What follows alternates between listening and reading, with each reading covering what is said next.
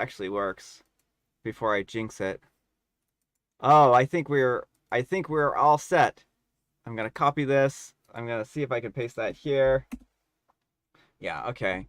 Let me see if I can actually get salvage this whole live stream Oh yeah, thing. I just got a notification for Brian Toner's advice. Oh no, what a way to start off the new year. All right. Hopefully other people can actually see this one pop up at that point in time.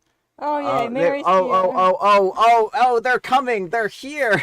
Third time's a charm. Oh no, this was a disaster. Oh no.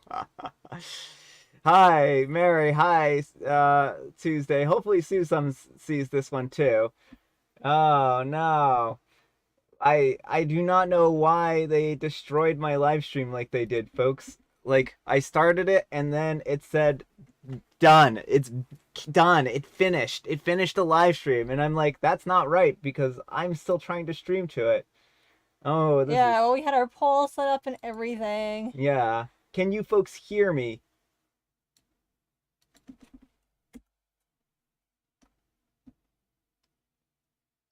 Let me see. Yeah, Mary Okay. says yes. Okay, good, good. And maybe we can get Susums back here. I'll share the actual link for this one in our community page. So if you see something pop up there, that's what's going on here. So let's make a new post real quick. So sorry about the technical difficulties there. I have no idea what happened or why it happened this way, but we will get some stories here. Indeed. And while we're waiting on Brian, what are some good things about 2023? Does anyone have anything awesome that happened this year?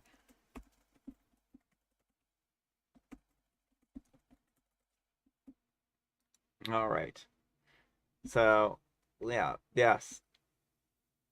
Hopefully the lag isn't too bad. I haven't wasn't able to check. Before it was really great. It was like a few seconds and I'm like, "Ah, this is actually going to be a really great stream." So, I was going to do my poll here. Let me see if we have participants. So, I was going to do a new poll. How are you ringing in the new year?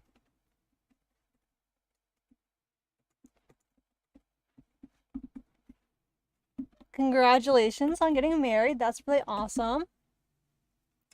For me, I got to see my first story in print, and I also finished writing and editing my second book, so those were pretty big things for me. What about you, Brian? I don't know what the question was. Your brain is just scrambled. Yeah, give me a second to actually finish this poll and then I'll talk. Yeah, she's on her deathbed. I'm just kidding. No, I should be mostly okay. uh Partying it up. There. There we go. I've started the poll that we had before. Hopefully we can get Susums in here. Hopefully everyone else who is lost can now find it.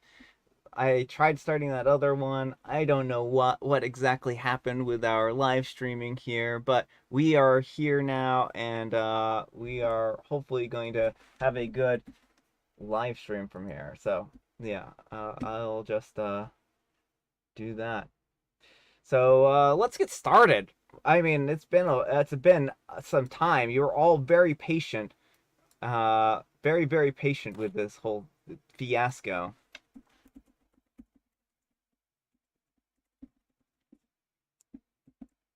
Well, it's unfortunate too, because you were just like checking the audio again and again. Everything looked good to go, and then all of a sudden it's like, Yeah. we're done. Your video Yeah. is over.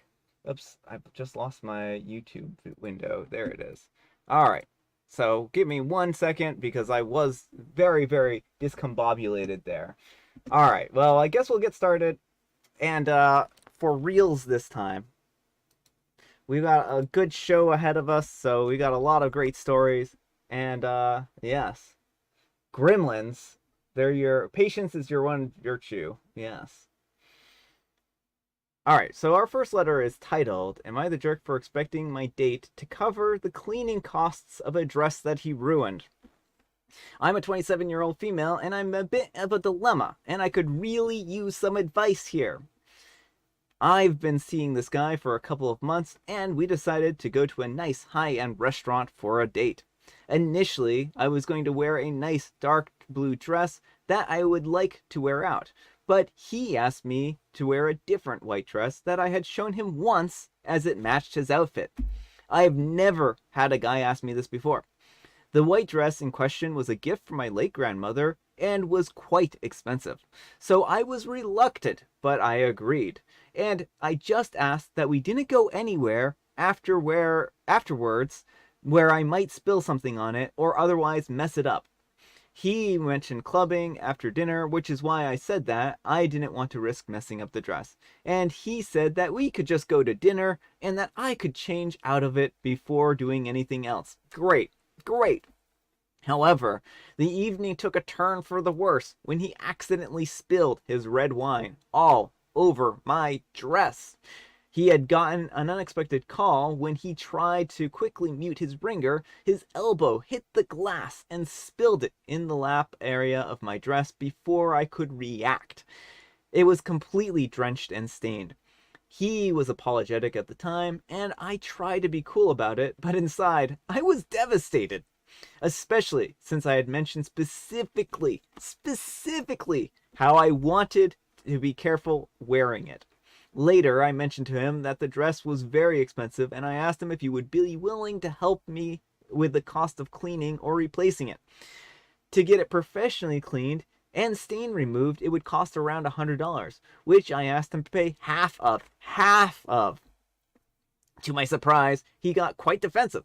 He argued that it was an accident and that I was being unresponsible for expecting him to pay for something like that, and that it was my fault for wearing it out knowing that this could happen. I feel like, as a matter of principle, yes, it was an accident, but the dress is ruined, and it was extremely sentimental to me, not to mention a valuable dress. He thinks that I'm being materialistic and making a big deal out of nothing. Now I am not sure how to feel about his reaction. Am I the jerk for expecting him to cover the cost of this? Alright, folks. What do you think of this? No, OP, I don't think you're the jerk. Honestly, I think this is a great, he's shown you that you never want to go out with him again. Yeah. A good partner would have immediately just volunteered. Oh my goodness, I'm so sorry. Like, I'll cover the cost of dry cleaning. Or if he couldn't afford it, which I'm assuming he can because they went to a high-end restaurant, he could have said, I can pay you back little by little, but he would have made some offer to help OP. Mm-hmm. But this guy first asks OP to wear this dress out, and then is like, this is your fault for wearing this dress out, knowing what could happen. Yeah, I think that the whole, blaming OP for wearing the dress that he specifically asked her to wear out is pretty poor form here. I just don't get where he comes off being like, this is your fault. And then being like, you're so materialistic for wanting this dress that has a connection to your dead grandmother. Yeah. Well, and that's it. It's like, this was sentimental, and OP specifically requested a place where it wasn't going to get ruined. And the guy, what does he do? He buys red wine. And we all know not to eat marinara sauce or red wine around a white garment, right? Like, it's inevitable. White is like a magnet. It attracts those big dark red colors. And so I don't know what this guy was thinking, especially since OP's like, yeah, let's not do anything that could get this dress ruined. Mm-hmm. And what does he do? Red wine. Now, apparently, I don't know this for sure. I haven't ever tried it, but I was reading some comments on this, and people said that you can actually use club soda. I've heard club soda, yeah. Or white wine to get red wine out. So I don't know how true this is, but apparently, if you're ever in a position like this, then maybe you'll be able to get the stain out that way. But yeah. So what do some of the comments have to say? So Tuesday says, not the jerk all the way. If it were me who spilled the wine, I'd be bending over backwards to either get it cleaned or replaced. And Mary says, well, okay, I will pay for it, but that will mean I can't afford to see you again. Why was it so important to wear white? Is it possible that TikTok was involved? How about you use ghosting to get rid of the cause of the stain? Yes. Well, certainly, I think the cause of the stain should be eliminated permanently. Mm-hmm. Oh no. It's terrible. It's terrible. Alright. Speaking of terrible, our next letter is titled, Am I a jerk for asking my sister-in-law to stop treating my son as if he is theirs? I'm a 35-year-old male, and my sister-in-law, Laura, a 33-year-old female, doesn't have a child. She's been through many miscarriages in the past, too. After my wife, Madison, a 34-year-old female, gave birth to our son, Ethan, we allowed Laura to interact with him. We dropped him off at her house if we wanted someone to babysit, etc. Whenever they came here, she played with him and all that. Well, yesterday, we dropped him off at her place again, and when we arrived, she was playing with him. We just remained there for a while and talked while she played with him. I heard her saying, Where's your mother? Your mother's right here, referring to herself. I did not like that, and Madison did not either. But it got worse. She said, and your father's here to play with you as well, referring to her husband. I was about to say something as I was in shock, but then I realized that Ethan now called them Mama and Dada for the first time. The first time he ever said his parents' name, it was theirs. He never called us that before. Madison began to cry when I got furious. I called Laura a B, and I asked her what she was thinking to have him call them that. Her husband got mad, and they began to argue, saying that he's as good as their son, and Madison accused her of being a backstabber, and and in the end, Ethan took them away by asking them not to treat my son as if they were theirs. Laura was crying, their husband was shouting at us, cats and dogs were raining from the sky. I added that part. I was wondering whether or not I overreacted. I know that they don't have children, so did I do anything wrong here? All right, folks. Yeah, while OP's language could have been better, this is definitely a concerning situation, and I would not let Ethan be around them by himself anymore. Oh yeah. This definitely seems like they want this kid to be theirs, and they're training him to believe that he's theirs. Yeah. And it just feels like nothing good could come from the situation. Yeah. So first, I want to say welcome Morgan and welcome back Susums. Sorry again, folks, about the technical difficulties. Now, I also want to concur with Amber. This is just ridiculous. Where do these people think that this was appropriate? And they're getting pretty brazen, too, because OP and their wife come back, and then they start saying these things around them. Right in front of them. I think they're trying to, see how OP and... they're testing the waters. Yeah, they're testing the waters. That's right? What I was looking for. They're being like, oh, we're just going to try passing this off like it's perfectly normal for your child to call us mom and dad. Now, I can understand wanting a familial bond with the child and wanting to be treated like in a parental role, right? And these people, they are clearly heartbroken and they have a lot of trauma to work through, but that's what counseling's for, right? Yeah. So they need to go to counseling. They need to kind of work through these complicated feelings, and they also have to be respectful of OP and their wife. Now, this is something that they should have run by OP and their wife before they started doing, right? And then they could have not been caught off guard by this, and they could have come to some kind of consensus about it. And I can, again, well, you can have the title of aunt and uncle or godparents or something to that effect, right? Yeah, there's all kinds of nicknames you can come up with that aren't mama and daddy type of deal. They basically are trying to replace OP and his wife in the child's eyes. And that's not okay. Yeah. Oh, and I do wonder, how often are they taking care of this child, where now that the child is more familiar with them than their own parents? Yeah, that is a question too. It seems like the sister and her husband have just been willing to take the kid basically whenever. And so if they actually have been watching him more than the parents, That is a little bit concerning. And I Yeah. understand that people have to work. I don't know if the sister works. Like Hmm. maybe she just is a stay-at-home or housewife type of situation or something like that, Yeah, and so yeah. has the time to watch him. Whereas Opie and his wife might work, but like, yeah, this is just concerning all around. I don't see anything good coming from it. Yeah, really. Agreed, agreed. What do the comments have to say? So Mary says, okay, no more trips to Auntie Laura's. And Susum says, wow, I would never let these people see my child. And I agree, Opie's language could have been better, should have used more cursing. Mary says, maybe Laura is looking for a way to eliminate any further babysitting duty. Teach the child to shout stranger danger. Yeah, I think that those are all good points. I think those are all good points. And yeah, I just hope that they can work this out. I don't think they're inherently bad people, but I do think that they've kind of gotten into a situation where they shouldn't be at this point in Well, time. that's it. Like, this is probably motivated by grief. Yeah, And, yeah. people don't always make the best choices when they're dealing with grief, but, like, they need to reach out to, like, a grief counselor or some other avenue so they can work on these feelings of loss. Because it is, Hmm. I understand, very hard for them to come to terms with not being able to have biological children. Yeah. But you can't just kidnap your relatives' children and make them yours. Exactly. That's a good life moral lesson right there. That's my moral for the day. Amber's moral for the day is don't kidnap other people's children. That's pretty simple. You would think it would be easy to do, or to, yeah, I mean, you know what I mean. Easy to abide by. Abide by, yes. All right, folks. Speaking of easy to abide by, our next letter is titled, Am I a Jerk for Not Having My Father Walk Me Down the Aisle?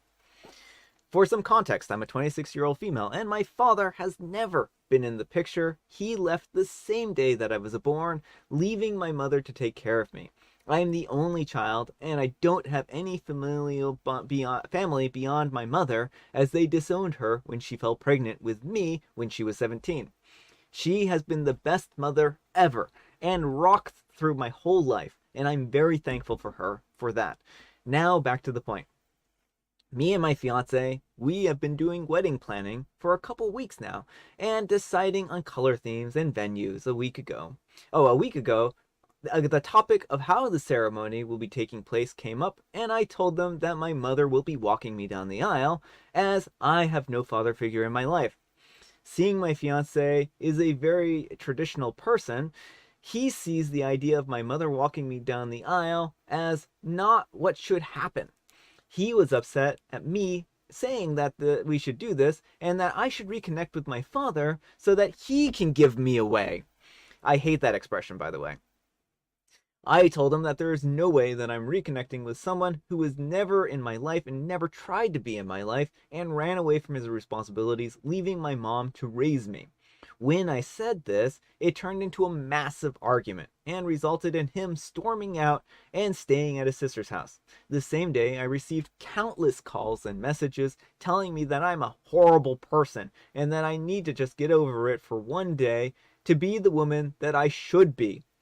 I haven't responded to any of these, and I'm just taking some time to be by myself before I try to talk to him. Yesterday, I found out that my fiance reached out to my father and asked him to meet me in a few days. I am beyond mad and rethinking this whole marriage, and I have no clue how he found my father, but right now I'm with my mom and she's telling me that I was in the right and that he is being a baby reacting like this, but in my mind I'm still having thoughts of if I'm the jerk for now wanting to be no for not wanting to be traditional. All right, folks, what do you think? Jerk or not the jerk? Not the jerk. I mean, marriage is to celebrate not just the two people getting married, but also the families who have supported and nurtured them. Yeah. This man may have given Opie DNA, but he is in no sense a father. Yeah. And the audacity of being like, well, heaven forbid you have your loving and supportive mother showing up for you. It has to be this guy who has never had any interest in you up to this point. Yeah, yeah. Like, that's just so gross, so backward. And I definitely think that I believe OP did end up posting an update at one point saying that she can't was calling off the engagement. Oh, good, good, Um, good. but yeah, I do not recommend going through with a marriage like this. If he's willing to go behind your back to like contact this man and manipulate you into this ideal vision for him, that doesn't bode well for the marriage. Yeah, well, you have to ask yourself, why is he so motivated to do this, right? Why is it so necessary for him to have this traditional giving away type of thing, right? Mm-hmm. And it just seems like there's not really a good reason other than he's a man and that, he needs to, this is reserved for this, man and who's not in OP's life. And it says a lot that he's more willing to contact a complete stranger Mm-hmm. to give away OP than to have her own mother who she's, been raised by and is close to do this, Well, right? he's more concerned about his image and the image of the Hmm. wedding projects than his Yeah. actual partner's feelings and needs. Yeah, and that's really what this seems like. What do the comments have to say though? Uh, so Maisie says, "Oh, I've heard the story before. Centrifuge that man." Tuesday says, "The audacity of that man." Mary says, strange reaction. Okay, wedding plans need to include a delay. Yeah. Morgan says, "Not the jerk, oh man." Tuesday says, "How easy does he think it is to connect with an absentee parent? And the fact that he went behind her back and contacted her father, I can't believe him." Yeah. Sue Sum says, "Wedding planning is a stressful thing. It's nice chance to see your partner's true colors. I don't think OP should marry this traditional man." And Mary says, "I walked my daughter down the aisle in the place of my late hubby, and there were no eyebrows raised." Well, that's the thing, is it's like, Yeah, it's yeah. 2023, soon to be 2024. Yeah. You can do all kinds of things with your wedding. It's not eyebrow raising. And that's lovely. I'm glad you were able to share that moment with your daughter. And then Tuesday says, "My dad couldn't be at my wedding, and so my mom walked me down the aisle." Um, Yeah, and I mean, I think again, like the importance is that you need to have somebody in your life who's going to be by your side and who's willing to be by your side and not just going to abandon you, right? And mhm. that's why it's so important to have these traditions be malleable, right? And not absolutely ironclad. Well, exactly. It should represent, again, the people who have actually been there to support you and Hmm. who, like, unfortunately, sometimes people can't be there for one reason or Yeah, another. yeah, and And, that like, it's no fun. fault of their own, even. Yeah. And so, like, having someone else be able to stand in who has a valuable relationship with the couple and not just, well, this guy gave some DNA, Yeah, so. exactly. And welcome Maisie, by the way. All right. And speaking of our earlier segue of no kidnapping, am I a jerk for kicking out my mother-in-law out of my house for trying to convince my daughter to give her baby to my sister-in-law? I'm a 34-year-old female, and I've been married to my husband for 10 years. We have two daughters together, 7 and 5. I have a daughter from a high school relationship who's 17. My daughter is 7 months pregnant. The father is in her life. They are both working hard to save money, and I've already had the necessary talks with my daughter, but she is dead set on being a mother to this child. My sister-in-law, 35, has struggled with fertility and basically has been told that she cannot have children. They've been actively trying or just not using protection for the past 10 years and only conceived twice, ending in miscarriages. My mother-in-law already brought up the idea of letting my sister-in-law adopt this baby, which we told my which is when we told her my daughter's wishes. The other day I came home from work and my mother-in-law was over, and I overheard her talking with my daughter about the idea, telling her how she wouldn't be fit to be a mother and sister-in-law is much more prepared, and how she wouldn't want to repeat the cycle because I had her so young. She then pulled a guilt trip and told her how sister-in-law was dreaming to have a child. I simply opened the door and I just said, "Get out." She stared at me in complete disbelief. Then she said that I couldn't kick her out because it was her son's house. I said I can, and I just did. She left, but then when my husband got home from work, he said that she had left a ton of messages and about how I was in the wrong and how I'm just setting my daughter up for failure. My husband is on my husband's on my side. Yeah, my husband is on my side, is what she means. Yeah, I thought she just said Okay. Those were the messages. All right, I got confused there for a second. Yeah. Husband's on my side. Am I the jerk? All right, folks, what do you think? No, not the jerk. I mean, OP sounds like she's doing a good job of supporting her daughter and letting her daughter make her own decisions. Having a child is a big responsibility, and having a support system is really helpful and goes a long way to make Mm-hmm. that more manageable. Yeah. There's nothing in here to indicate the daughter will be an unfit parent, and even if she was, like, that doesn't mean you can just like rush in and kidnap the baby. No, no. Like this whole situation of like, I understand that sister-in-law cannot have a biological child and is grieving that loss, but again, grief counseling, Mm-hmm. go through appropriate channels, not trying to talk people into giving away their children because it's convenient in their family. Yeah, yeah. Well, that's really kind of the nuts and bolts of this, right? Is that we don't know, like, it doesn't matter what the daughter's capabilities are or not. This is her child, and she is entitled to raise her child. And, it's wonderful that she has a support system. She has people who are going to be caring with her, for her, and helping her out. And that's going to go a long way, like what you were saying, towards helping her out and helping her raise this child. And it isn't up to the mother-in-law. It's not up to the sister. It's not up to anyone except for the parents of the child about whether or not they want to give them up for adoption or not. Right, and there are plenty of people in their 30s and 40s who have children and are bad parents. Like, Mm-hmm. being a young parent does not ensure that you will be a bad parent. Yeah. And again, like, one of the most important things is having a support system to help you, like, with all that stress. Like, Yeah. it seems like Opie has been in her daughter's shoes and is able to, like, provide that Yeah. guidance and nurturance. There's, again, like, mother-in-law completely overstepped, is acting completely inappropriately, and is just trying to use OP's daughter as a means of getting that grandchild. Yeah, exactly. What do some of the comments have to say about that, though? Uh, Mary says, wouldn't be a fit mother, no contact. Tuesday says, not the jerk, mother-in-law is out of line. If sister-in-law is willing to adopt, then why can't she go the legal route? Why Yeah, is yeah. mother-in-law bullying vulnerable women into giving up a child she obviously wants and preparing to raise? Mary says, ooh, I like OP's shiny spine. Morgan says, not the jerk, that's pretty messed up. Susum says, I don't think once just asking about it isn't a bad thing, but that should stop right there, and good on that the husband is on OP's side. Mary says, mother-in-law has demonstrated her unfit status. Susum says, if sister-in-law can't have a child, why doesn't she adopt some? And then 66 Demons says, my boyfriend and I love your videos. And Susum says, and 17 isn't that young. Yeah. Well, welcome, 666 Demons. We are happy to have you here. And, yeah, I think those are all great comments. And like everyone was saying here, this is like a no contact type of situation. This is 17 she's almost a legal adult. She's going to be able to care for this child. She has a support system.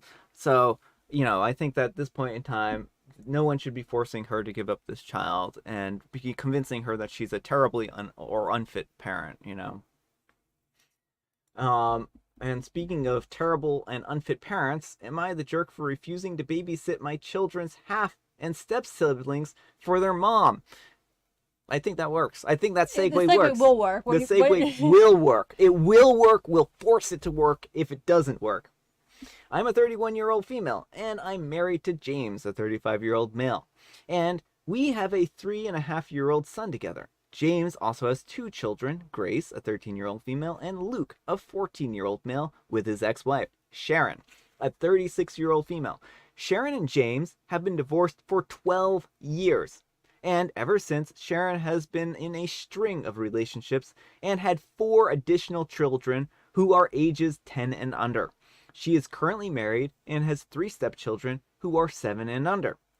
James has always been willing to help Sharon out if she needed so the kids can see them getting along, and so they know that he always does his best for them and their mom.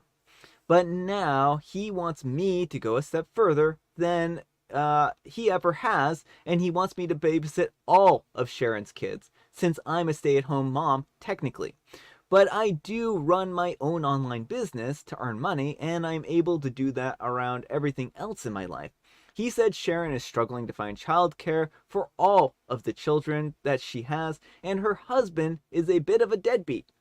I found out after that Grace asked her dad to help out because she was worried about her mom. I told James that was way too much for me. He said that he would help where he could and that I wouldn't need to worry about the money because he would take care of it. I told him that that was a lot and honestly too overwhelming for me. He was frustrated with me, and I told him that I didn't appreciate the pressure that he was putting on me. Later, Sharon calls and tells me that she wants to start dropping off the kids after Christmas. I told her that I hadn't agreed. She told me that James had told her that I would do it. She then told me that I should be willing to help out, and would win the kids over, Grace and Luke, to me, and maybe even their son, their half brother. I told James that he had no right to promise anything on my behalf, and he told me that he believed that I would be on board, and he was surprised that I was so against it, and when I never had any problem with helping them before. Then he asked me to give a reason that I couldn't be helping them with getting someone in and to help me take care of the kids. I told him that I just can't pay for people. Then if it's so determined that I told him that he can just pay for people if he's so determined, but I won't be doing the babysitting. I also told him that we need marriage counseling because of this. Also, and this might be meaningless, but I feel that I should confess here, another reason that I'm unwilling, even if it wasn't so much hard work, was the fact that Grace and Luke have never shown any interest in my son. But their half-sibling from their mom and their step-siblings from her, it's totally different. I think it's because they consider all of them, even the steps, their mom's kids. But with my son, he's mine and not as much their dad's. They are not fond of me or of their mom's husband. It's something that I have been working on, but I admit the idea of having all the kids and as my son gets a bit older, him watching his two siblings treat their other siblings so much better makes me say no anyways. Anyways, Sharon is calling me a jerk and saying that I am not thinking of the stepkids. Will somebody think of the children? Somebody think of the children! James thinks that I should have been willing to work with him, figuring out a compromise. Am I the jerk? All right, folks, what do you think? No, so much not the jerk. I've lost track. I think there's like 10 kids he wants her to watch, like her bio kid, the two step kids, and then like 4 other kids that his ex had, and then her 3 stepchildren. That is ridiculous amount of kids for anyone who's not running a daycare center. Like that is like, first of all, OP would have been in her right to say no, even if it was one additional kid. You do not have to take on these responsibilities. He should not volunteer you. He is not being a good partner. Yeah, exactly. But who is just like, yeah, I'll just have my wife watch 7 extra kids. It's no big deal. Yeah, I don't know. I have no idea. This is a lot of responsibility. And I just want to pause here for a second and say, welcome, Ray! And I think that this is kind of an absurd situation that they're trying to put OP in. Like, how do they expect her to have the resources to care for 7 children? And I know they're like expecting her to also quit her job, but that's a valuable source of income, right? What happens if this relationship doesn't work out for one reason or another? Like maybe somebody is telling you to babysit for an additional 7 children, right? Well, not to mention the cost of watching an extra 7 kids during the day. Like all those kids are going to have to eat. Yeah. I think that this is a unfortunate situation for Sharon. I think that she has every right to be frustrated with not having proper child care support. That's certainly something that could go a long way towards helping her, right? But why doesn't her husband step up? Get the deadbeat to do his part. Or divorce him, and then she only has 4 kids to worry about. Yeah, and then also, on top of this, like, there's surely child support for, like, all these other children from all the other parents, right? So I can only imagine that she should have some level of support and income coming in that she could use to help hire a sitter. And I'm not saying that's going to cover all the expenses. And again, like the deadbeat dad in this case where he's not doing anything, he really needs to step up. They need to actually provide for their household and not expect OP to solve all of their problems. But what does everyone else have to say? So Mary says, wait, how many kids are we talking about? Yeah, that was my question too. Hubby is a deadbeat. Isn't it high time the factory stopped production? And then Ray says, not the jerk. WTF? Get a babysitter. Susum says James can babysit all the kids himself. OP doesn't have to watch even James's two kids. They are his kids, and he needs to make a good relationship with them, not OP. OP needs to divorce and get child support. Mary says, I keep waiting for a single reason why OP should capitulate. Nope, not a single one. Morgan says, not the jerk. That's not really OP's problem. Ray says, the children, James, the children. I know, the children. Will somebody think of the children? And Susum says, I don't have anything against stay-at-home moms and wives, but husbands forcing women to leave their job is a big red flag. Yeah. And Mary says, sounds like you need someone more compliant, James, so I'll step aside. Yeah. Speaking of somebody who was more compliant, our next letter is titled, Am I the jerk for telling my parents that my kids won't attend their Christmas if everyone can't attend? I don't think this is more compliant. I think your segue falls short here. It does work. It works in a very roundabout way because they should be more compliant and encompassing of everyone. Right? Tell me I'm right. I need confirmation. I need the validation. All right. My husband was injured. Oh, did I already read the title? I can't remember. Am I the jerk for telling my parents that my kids won't attend Christmas if everyone can attend?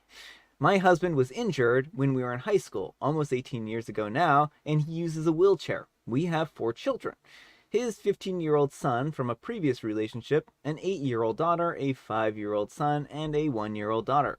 My parents usually host a big Christmas every year with all of the kids and their families. Sometimes it's at their home and sometimes it's at a vacation destination. In previous years, it has always been accessible for my husband, but this year they have chosen to have it at a mountain/ski resort that is largely inaccessible and would have a lot of activities that would leave my husband out. So we have told them that we were going to do our own thing for Christmas this year. No biggie, right? They responded about, how about you send the kids and you can do your own thing? I love this, right? Oh, yes, that's a great solution. We responded that we would be sending our kids, we responded that we wouldn't be sending our kids and that we couldn't attend at all. And if we couldn't attend at all, then nobody could attend. They're upset and accusing us of withholding the kids from something that brings them joy and being bad parents. Are we the jerk? All right, folks, what do you think? No, not the jerk who's like, oh, you know what? I'm just going to exclude your husband from these activities. And then, you don't need your kids on Christmas. It's not like kids usually spend Christmas with their parents. Yeah. They need to be here with the extended family because we want them and they are ours to have. Why can't they have a ski trip not on Christmas? Right. Why can't they have a ski trip some other time of year, right? Mm-hmm. I mean, winter is a long season, and there's plenty of opportunities to go skiing. Why do they need to take a family holiday, a time when families are supposed to be getting together, and make this about them and their ski trip? Well, exactly. And so it just seems like one of those situations where they could do something at home, something inexpensive at home for Christmas, and then have a fancy ski vacation some other time if they really want to go skiing. Yeah. But it seems really inconsiderate to be like, we're going to take this family holiday and make it so one of your husband, who is an important part of your family, can't go. And we're fine with you not going either. But, if you want to have a Christmas with your kids, well, that's the end of the world. Yeah, I think this is just a really unfortunate circumstance. I understand that they want to take the grandkids and they want to see the grandkids over Christmas, but there's an easy compromise to this. They go over to OP's family's house and they have a Christmas there, right? And certainly, I know that maybe they're being inconvenienced by somebody else's disability here, but the thing is this: the guy, he has his life struggles and he has things that make it difficult for him to do certain activities, and they could be a little compassionate and understanding that he can't participate in this and actually pick an activity that he can participate in and treat him like he's family. And it sounds like they have done this before, so I don't understand why it's that big of a deal. Well, and kind of if you're thinking about the spirit of Christmas, it's not having fancy ski vacations. It's, about celebrating with the people you love more Yeah. so. And so they're just, it seems like they just really wanted to go skiing for some reason and also want to have OP's kids there. Yeah. They don't care about their actual child. They just want the grandkids, and that's just weird. Yeah, but I mean, the kids, they're keeping the kids away from their own activity that they want to do, assuming that they wouldn't want to spend Christmas with their Their parents, parents, right? yeah, like Won't somebody think of the children? How many times can we how much can we milk this statement? What are some of the comments have to say? so Mary says, speaking of bad parents, thanks, Mom and Dad. Susum says, are they husband's parents? Do they even like their son a little bit? Cheesy says, not the jerk. The parents are really showing how they only value people who who can comply with whatever they want. Mary says, is it possible the parents wanted to find a way to exclude hubby? Ray says, it seems like they're just in it for the grandkids. Mary says, Christmas is about the kids, so let's deprive Opie and hubby of the kids. And Morgan says, not the jerk, definitely inconsiderate to not include everyone, including Opie's husband. Yeah, yeah. I think that one's pretty unanimous. And speaking of unanimous, our next letter is titled, Am I a jerk for not forcing my daughter to wear a matching Christmas dress for one photo? Unanimous. I'm a 34-year-old female, and I have a daughter, April, a 6-year-old female, from a previous relationship. She's autistic, but she has improved a lot since starting the various kinds of therapies, and I keep her in to help her cope with. She still struggles with sensory issues, especially with her clothes. The only thing that she feels comfortable in is very soft cotton fabric or similar texture. Anything else and a meltdown will soon follow until she's able to change. She looks so genuinely miserable that I have no problem with just letting her wear the type of textured fabric she wants. I know because of her autism, if it feels like it feels like a much bigger deal to herself than me or anyone else. Other than this fabric issue, she is well behaved about getting dressed and basically about anything else. I've been dating Dan, a 34-year-old male, for a little over 2 years. He recently proposed, and we've just begun our wedding plans. He has no children of his own. Instead, he has what feels like a whole army of nieces and nephews. I've got along with his family very well, and they've all been very kind to me and my daughter. This year is the first time that we'll be spending Christmas with Dan's family. They all spend 1 to 2 weeks staying at his grandparents' huge ranch and home. My mother-in-law has been overall very kind as well, but she's a bit of a perfectionist. I've seen her spend hours nitpicking things to meet her standards. Dan says that she's been this way his whole life. She tries to take control of our wedding choices a couple of times, what flowers, decor, venue, etc., but luckily Dan is pretty good at telling her to back off. She recently asked to include April in a family Christmas tradition. After they all go to church on Christmas Eve, they gather up all the kids under 10 years old and take a group photo. Of course, they take many others of the whole family, but they've just taken this specific photo every Christmas for the last 10 years. They say that it'll be nice to look back on and see who all the little kids were for each Christmas. I didn't fully understand at first, but it sounds sort of cute. The issue is that all the girls and all the boys wear matching Christmas outfits. The boys are all in tiny little Christmas suits, while the girls are in those black velvet and plaid dresses that you see little girls wear everywhere out at Christmas. My mother-in-law said that she had one hand-me-down for one of the older nieces that would fit April perfectly. I took it home and I got April to try it on, and she hated the texture and was miserable, stressed, and itchy within minutes of wearing it. Even with the short time that she had it on, she started having a meltdown. I quickly took it off. I got back to my mother-in-law and said that while I appreciate her offering the dress, that it wouldn't work for us, and I said that I would look around local stores and online to get a dress that looks the same or has a same color theme. It would have to be tolerable for April to wear. My mother-in-law got upset and said that the dress, other than the design that she originally showed me, wouldn't match with all the other kids. She was also a hard no with the different outfit, same color idea. She said that it would ruin the perfect balance in the picture. I tried to explain April's autism and how genuinely distressed she gets, but mother-in-law didn't listen and cut me off. She said that my daughter is incredibly spoiled if I can't even force her to wear an uncomfortable dress for one night in a snarky voice. She also hinted that she thinks that April's diagnosis is an excuse to let her wear or do whatever she wants.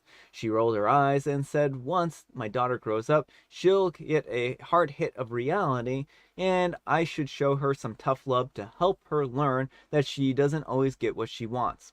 Her rudeness made me a bit upset, and I said that since my daughter wouldn't be able to perfectly match with her cousins, that she won't have to be in a certain photo. She has such a fun time, even just hanging around the older cousins, that I doubt she'll even notice or care. I felt a bit petty and hurt, so I ended up with a quip about how I've always thought that those dresses weren't very cute anyways. This is probably for the best. Mother-in-law huffed dramatically, and I went home. When I talked to Dan, he actually sided with his mom. He said that she's trying to find special ways to include April in the family, and me refusing to participate was basically throwing the courtesy that she offered right back in her face. He says that I could have had April in a fabric that she likes for the whole day and night, then change her into the itchy dress for 10 minutes to snap a couple of photos. The thing is that if I knowingly force her into something that she doesn't want to do, she'll be stressed and paranoid for the rest of the trip. She won't be able to enjoy the whole experience quite as easily if she starts feeling overwhelmed, which is highly possible with the dress and the big crowd of family members. I know that she'll probably also start a very stressful meltdown. It's difficult to console her, and I felt like it would put a damper on the whole celebration. Honestly, I would have been okay with her not being in that one photo. I understand that mother-in-law loves things to match perfectly, and how different the outfit could be, and how a different outfit could be jarring in the photo. There will certainly be dozens more that April will be have. There will be certainly dozens more for April to have the opportunity to be in. It was really mother-in-law's attitude over the whole thing that put me on edge and made me a bit rude during the conversation. After talking to Dan, I'm wondering if I was too short and I should have just gotten over it and worked harder to accept a compromise with mother-in-law's attempt to include us in the family. It has always been my daughter and I, so I'm not quite used to family drama. Am I the jerk? All right, folks, what do you think? Not the jerk, and good on OP for standing up for her daughter's needs. And I don't think that people who are neurotypical necessarily understand how these sensory issues can be. Like, I was wearing a sequined romper for some photos earlier, and I could feel like the edges of the sequins like prickling me, and that was like all I could think about during the photos was just like the prickliness of the sequins. And I have fairly mild sensory issues when it comes to clothing, so I can imagine for OP's daughter, who probably has more extreme sensory issues and also is much younger and has a harder time, conveying and like isn't even really have full control over her body. Like, it's just such a bad situation to put her in. Yeah, well, I think that everyone's going to have different needs. And that's certainly the way it goes sometimes. And I think that this is a special need that somebody has. It's a reasonable accommodation. It's a reasonable request for for April to have, right? She just doesn't like certain fabrics. She doesn't like certain materials. It's not the end of the world. It's not like they were asking her to, it's not like she was going to be dressed in, like something, Clown suit. a clown suit or something that just didn't match the vibe or aesthetic at all, right? Right. And if a perfect picture is more important to you than the children's comfort, then Yeah. like maybe your priorities are a little messed up. The whole idea that, oh, she's being spoiled. No, the people who are being spoiled are the adults who are throwing a fit because a child won't wear a specific dress. Yeah, I mean, I think like the thing is like while on one hand mother-in-law's like, "Oh, your daughter won't always get her own way." She's simultaneously and hypocritically trying to get her own way Yeah. and being like, your daughter, she needs to learn that it's my way and I always get my way. Yeah. While simultaneously being like, yeah, she shouldn't expect to get her own way. Well, and isn't it the irony that those sort of adults, they're always the ones who are like, well, kids, you have to do exactly what I say because you can't always get what you want. I do, Yeah. basically. So the commenters say, Mary says, hey, mother-in-law, can you say Photoshop? Yeah, I mean, it wouldn't be that hard to Photoshop the dress. Ray says, me and my boyfriend are both autistic. It's insane that some people don't accept that autistics have problems with things that others don't. It hurts for people to expect us to suffer for them. Not the jerk. Susum says, maybe the other family could find matching clothes to the daughter's favorite. I don't think the future mother-in-law means bad, but it's clear that she doesn't understand what the kid with special needs needs. P.S. I also prefer cotton fabric. Mary says, mother-in-law doesn't seem to need an excuse to make others do whatever she wants. I'd find a different spot for Christmas. Yeah. Ray says, my aunt got me a sensory nightmare shirt for Christmas. It was also very big, so I said that I would like her to return it because it's too large. Not exactly the real reason, though. Morgan says, not the jerk. It is more on mother-in-law. Why make her do this if they know it will make her uncomfortable and cause a meltdown? And Susum says, good luck forcing a kid into a nasty dress. And of course, OP isn't the jerk. Mary says, it's not a matter of OP getting over it. It's a matter of standing up to mother-in-law. Ray says, this is upsetting because I understand the distress the situation would put the daughter in. Everything OP is doing is perfect. She's a wonderful mom for standing up for her daughter. And Mary says, so instead of having people ask why the daughter isn't matching, they want people to ask, why is the little girl in tears? Yeah, exactly. Such a sad thing. It's just a sad situation. All right, folks, and our next letter is titled, I'm a 25-year-old female and my boyfriend is a 26-year-old male and he's ignoring me because I kicked him out. Should I apologize? Some background. So this is a long story, short, but I'll try to make it short. I recently had my first big girl purchase and I bought a house. Unfortunately, the house might have torn our relationship apart. Some background.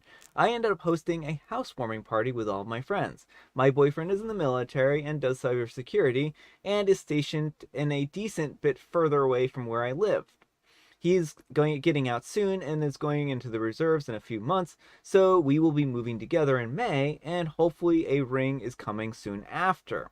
Some background. I love my boyfriend more than life itself, but my friends hate him. My friends hate him because he is, well, weird. He was always like that, and even in high school. I didn't date him in high school, but I've known him since middle school. We started dating afterwards. When I say weird, I mean he cosplays and he does Dungeons and Dragons and that type of weird. What happened? I didn't want to tell him. I didn't want to tell him my friends think that you're weird, and you are, so I would rather you not come. So I purposely planned it on a weekend that he wouldn't be able to take it, and pretended to be so disappointed. Well, he ended up starting his leave on the 14th instead of the 18th to surprise me because of how disappointed I was. I had to tell him the truth that I didn't want him there because my friends think that he's weird. I told him that he can stay tonight, but tomorrow I'm going to have him get a hotel. What happened? He was hurt and just drove all the way back to his sister's house in our hometown, which is 5 hours away from me. Even though I told him that I don't feel comfortable with him driving this late after having a long drive like that, and begging him to stay the night since my friends weren't here yet. He didn't listen and just left and ignored all of my texts and calls. We shared each other's locations, so I know where he was at. After everyone left on Sunday, I reached out again and he ignored me. I asked him yesterday if he was going to keep ignoring me, and he finally responded that I haven't even apologized. So I told him that I apologize. He sent me a voice message saying that he wants a real apology and not just saying it. I asked him what he meant, and he's back to ignoring me. The most he will do is heart Instagram reels that I send him, but I'm starting to get upset now too. I FaceTimed him and I called him a billion times, but nothing. So here we are. And I just want to point out, folks, that I think her future plans are probably to have a wedding with him as like a cardboard cutout, Yeah. so that so she won't be embarrassed of like his geekiness, and that her friends will actually accept him and stuff like that in his cardboard cutout thing. So no worry about him having time off for the wedding. Like, they can schedule this for a time when he's not around. Yeah. Not a big deal. They'll just sign the paperwork ahead of time. She can stand by the cardboard cutout. They can have a great time at their wedding. And nobody will have to be embarrassed for anyone. So what do you folks think of this one? Yeah, OP's a major jerk here. She says she loves him more than anything, but her actions speak otherwise. Like, I'm so embarrassed of my boyfriend. yeah, it seems like she's more in love with the idea of having a partner than the person himself, and she's perfectly willing to let her friends, judgy friends' opinions rule over the person who she's supposed to be planning to spend the rest of her life with. Yeah. Like, she's hoping for a ring here, but I'm gonna kick him out because my friends don't like him. You know, because and then their whole reason is he likes nerdy things. Like, I'm sorry, he cosplays. Like, no, he's not a bad person. He's not like hurting OP or anything. No. Yeah. Well, I mean, when you first start reading this, you're Yeah. like, oh, there's gonna be some red flags here. Like, this guy, he's gonna be like a garbage human being. But no, he likes to cosplay and play throw dice, Dungeons and right? Dragons, It's yeah. like, oh my goodness, can you pick something that's actually like despisable? Like, oh, he likes to invade my privacy, or he likes to read all of my messages, and Like, my friends for some reason don't like this. There would be legitimate reasons Yeah. for the friends to dislike Yeah. him, but in those cases, you should be kicking him to the curb permanently. Yeah. Ideally, but like, why are you friends with people like this? They're petty, they're catty, it just seems like one of those situations where they are too good for him, and they think that OP is too good for him. Yeah, which is not a good attitude to have. Like, again, nothing about liking cosplaying or Dungeons and Dragons or any other number of nerdy hobbies makes you a lesser person. Yeah. I would say that the lesser people are the people who are judging him for doing what he loves. Enjoys. Yeah. Like, who has to be so petty and mean that they're like, oh, you have things you enjoy and make you happy? Well, you are wrong for that. They're Yeah. not my things that make me happy. Yeah. So you shouldn't do them. Yeah. So Mary says, it sounds like OP has chosen the friend group over the boyfriend run. Yeah. Morgan says, you're the jerk, LOL. What? I think OP should apologize if they want, but OP was pretty rude even though it's their decision. Susum says, it's clear that OP doesn't love her boyfriend more than life after all. Hope he sees now what kind of person OP is. Mary says, Brian, do you really think OP will have a cardboard cutout for the boyfriend, or will she pick someone more acceptable to the friend group? Well, I mean, I think that's a really good point. It'll probably be photoshopped at the very least. It'll probably be like him on Arnold Schwarzenegger's body, like his face, but chiseled. So, you know. And then Ray says, you're the jerk. I think it's messed up for friends to not like someone because of their interests and to shun someone from a get-together just for other people. Messed up. Susum says, I was about to say that you need to listen to your friends till I heard what the reason is why they don't like the boyfriend. And Ray says, he sounds cute. He deserves better. Yeah, I agree. We'll read this one, we'll go into tea time, and then we'll have our last story. How does that sound, folks? We'll have some overtime because of how terrible and train wreckish the starting point of our first video that failed was. All right, our next letter is titled, Am I a jerk for allowing my niece to be the ring bearer and my nephew to be the flower boy? I'm a 30-year-old female, and I'm currently the guardian of my niece Jade, a 6-year-old female, and my nephew Mark, a 4-year-old male. My brother and his wife, the parents, passed away 8 months ago. My cousin Rita, a 30-year-old female, is getting married to her partner Andy, a 29-year-old non-binary, biologically male. She would like Jade and Mark to be part of the wedding. Andy and Rita do not care for traditional gender roles for their wedding. Andy's best friend growing up is a woman, and she would be his best man. One of Rita's bridesmaids is a trans woman, and another is a non-binary, biologically female, who will be wearing a tuxedo to the wedding.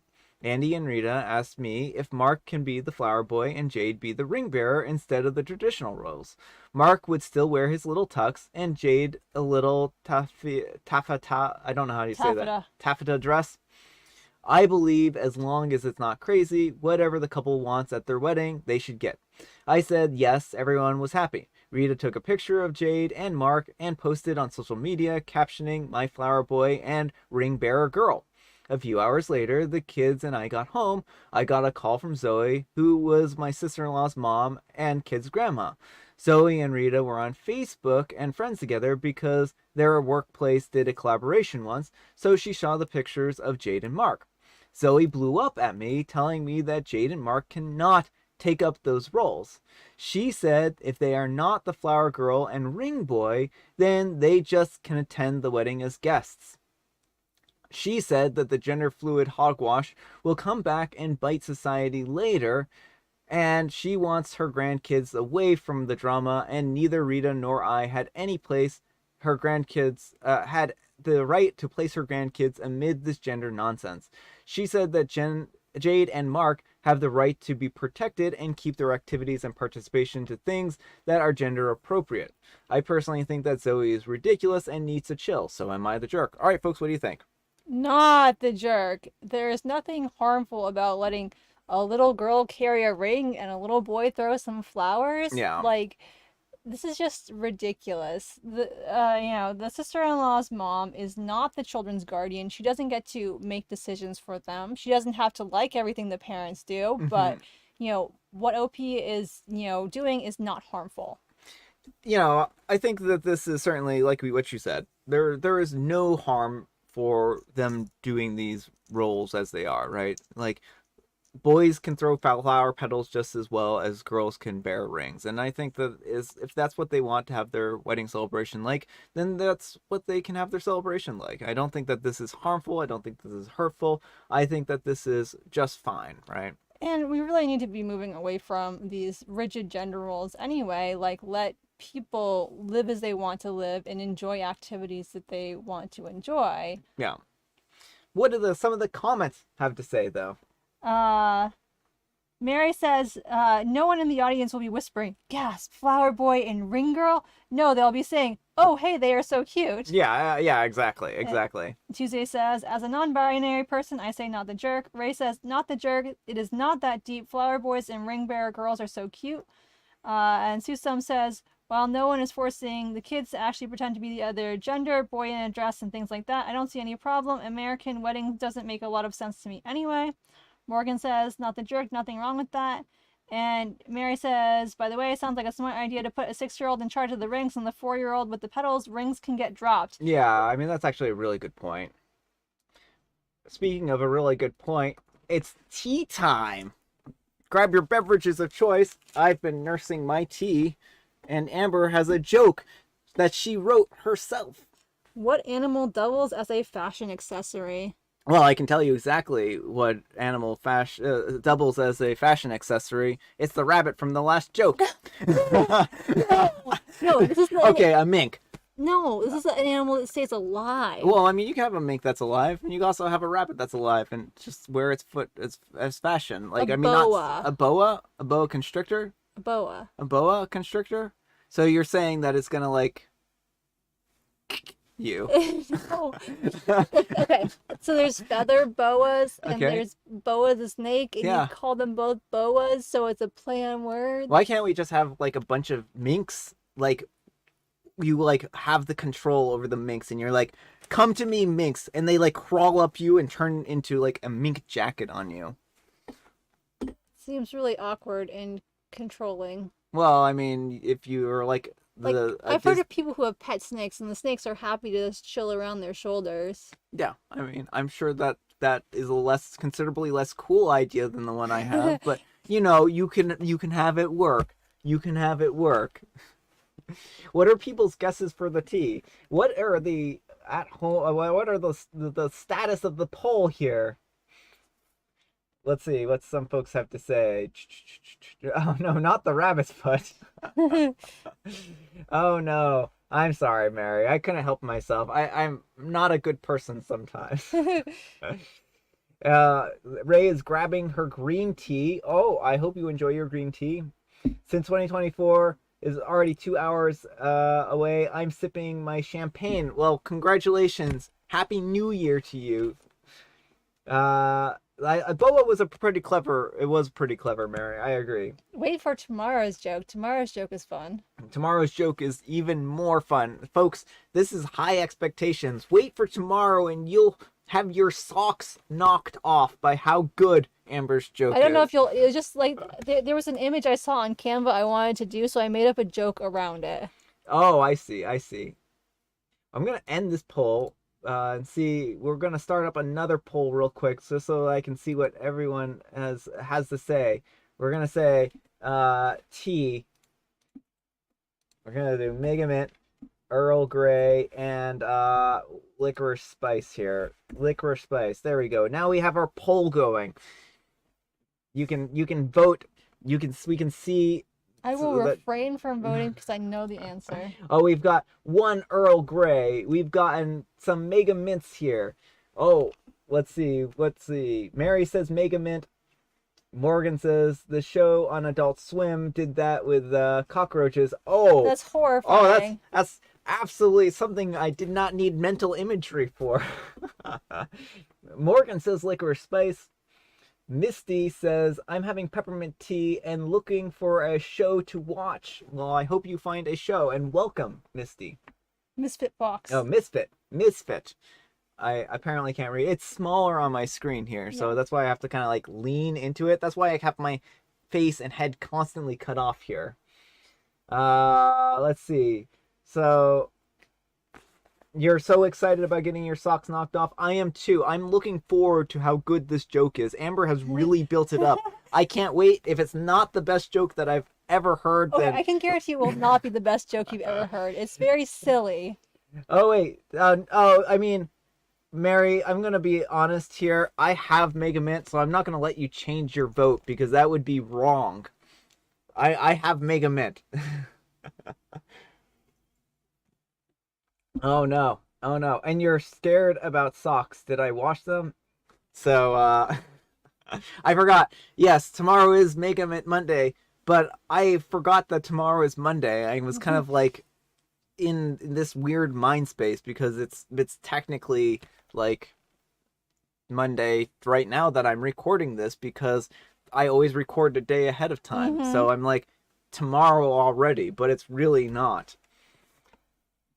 So congratulations on guessing correctly. And let's do our last story. We'll ring in the new year, folks, with one final story. Am I the jerk for telling my brothers? Oh, this isn't the story. Oh, I switched out.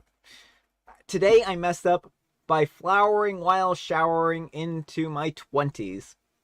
This happened many years ago, when I was but a young man in college. But the story actually starts about 18 years before that, when I was a baby.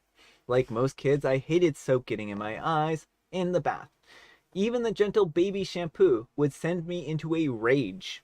My dad, being the intrepid problem-solving sort, with a penchant for over-engineering, came up with a sort of 360-degree visor that my hair would stick through. Then they could wash my hair, and the soapy water would just roll off. It was great. And I kind of looked like a flower on my head, so my parents would say that I was flowering while showering. Eventually, whoops, sorry about that. Some stuff that's messed up here. I pressed the wrong button there. It was great. That it kind of looked like a flower on my head, so my parents would say that I was flowering while showering. Eventually, the OG visor got mildew and was disposed of, but my dad made a few over the years. He ultimately stopped when he decided that I should be able to wash my hair without getting soap in my eyes. But I wasn't having any of it, and I started making my own. Over the time, flower hats for this exciting exact purpose has become mass-produced, and I switched over to just buying them as I needed. Never getting soap in my eyes. It was great. Well, by the time I was 20 and living in my own apartment in college, I still hadn't kicked the old flower hat. I was flowering while showering every day, living my best life. Cue a cute girl staying at my place and suggested that we take a shower together. She asked to wash her hair and brush conditioner through it, which apparently felt really good for her and was something that she really enjoyed. When I was done, she offered to wash my hair. I didn't think it would do anything for me, but I said sure. I then reached out of the shower into the drawer where I kept my flower hat, and I put it on. She laughed at first and thought I was joking, even after I explained that I wasn't. But then I think she noticed how I looked. It was kind of old and used and faded, and that it would be strategically elaborate for me to keep a flower hat in my bathroom for the occasional joke. To her credit, she washed my hair while I wore it. We didn't end up doing anything intimate, and I can't remember her explanation, but after she left the next morning, she didn't return any of my calls or AOL messages. I didn't stop flowering while showering immediately after that. I would just say, "Oh, I washed my hair already," if the situation came up again. But when I met my now wife, I knew it was time to give it up. So I no longer flower while I shower. I just live with the occasional pain of getting soap in my eyes. But you better believe that when I had kids, I immediately got them flower hats. My wife thinks they're brilliant. She has no idea of my dark past. And every once in a while, I look at my kids' hats and I hear them calling to me, beckoning me to don them. I haven't succumbed yet, but I think it's only a matter of time. All right, folks. What do you think of flowering while showering? I mean, honestly, anyone who judges you for trying to keep soap out of your eyes is not worth a partner. Like Opie's wife sounds chill, and hopefully she wouldn't mind if he picked up flowering while showering again. Yeah, I mean, I certainly think that this is something that OP has a preference for. I don't think that they should be judged for it, and I mean, that's really kind of what it boils down to. I thought this story was just kind of cute. Yeah. I like the ending where he gets the flower hats for the kids, and now he's kind of like giving Calling his to him. yeah, well, and the call calling to him and stuff like that. I mean, I know it's just kind of silly hijinks, right? Yeah.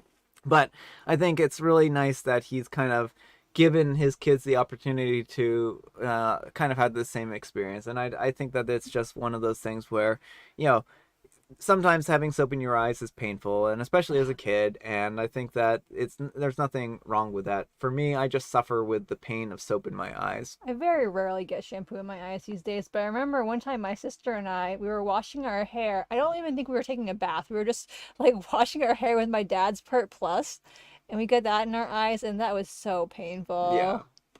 But what do the comments have to say about flowering and showering? So Mary says, sounds like a hospital shower cap for the bedridden. Those were great. Ray says, thought he was talking about having a period. Was about to say he put the men in menstruation. Mary says, I wonder if the first girl ever looks back and regrets letting Opie get away. Ray, OMG, that is so funny. Morgan says, not the jerk, LOL, don't open your eyes with shampoo in your hair. But you do you. Susum says, oh, it is sad that Opie felt he needs to stop using flower hat no matter what it is. I think Opie should tell the story to his wife one day. Yeah. I think those are all great comments. I think this is a great place to end our live stream today, folks. I think that it's a great, hopefully the start of a great year. You can see that we will travel in time, backwards in time, to get to our next live stream date. So we'll repeat 2023 and then we'll do it again. How's that sound for Groundhog's Day? Can we not repeat 2023 though? Can we not repeat 2023? We might not be able to repeat 2023. I don't think we have a choice to repeat or not repeat. I don't think I have control over space and time, as the credit you might try be giving me it would suggest. Our next live stream looks like it's going to be on the 26th of January.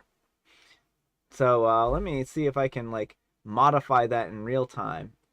Let's see, the outro text. Let's see, the next live stream is going to be January, what did I say, 26th? Yes.